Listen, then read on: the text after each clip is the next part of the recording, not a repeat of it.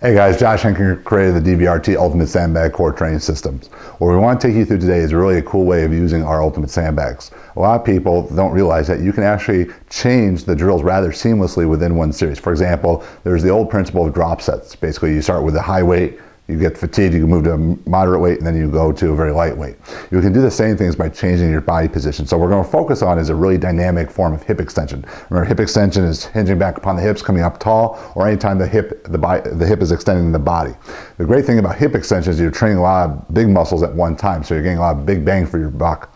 So what we're going to start with is the most complicated first, then we're going to do sort of in between, then we're going to finish with the simplest at the end. So what we're going to start is with some rotational lunges. So remember, rotational lunges are hip extension because of the drop step. Because of the movement of the Ultimate Sandbag, we're getting some instability. Just can increase speed and really push this. So we would do this anywhere from 15 to 20 seconds. Nice job. Just staying up nice and tall. Okay, then we would breathe. So we're going to give you a breather of about 5 to 10 seconds. Once you're done, because we're doing this more of a drop set, we're going to go ahead and do high pulls. So we're going to go and hinge back and pull up towards the chest. The reason this would be the next is because the dynamic nature of not just having the USB coming up, but quickly transitioning back in position to receive the weight in the proper posture and alignment.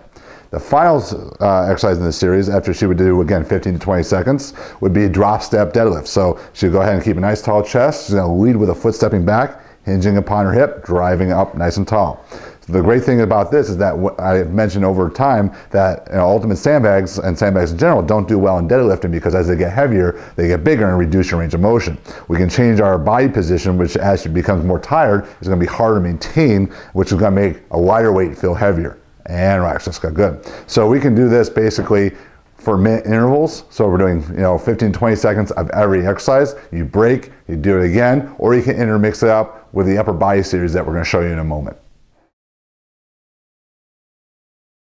In our upper body version, we may want to preferably do repetitions over time because there's more complexity to these sort of series. So we're going to do a clean and press series, but we're going to do it 3 different ways. So we're going to start out with the hardest first. So she's going to do a lateral step clean into a rotational press. So what we're going to do is we're going to manipulate body positions and plane of motion. So we got frontal plane as she comes out, cleans it, and she's going to go into a transverse plane coming back up. So we may do this for anywhere from 3 to 5 repetitions per side.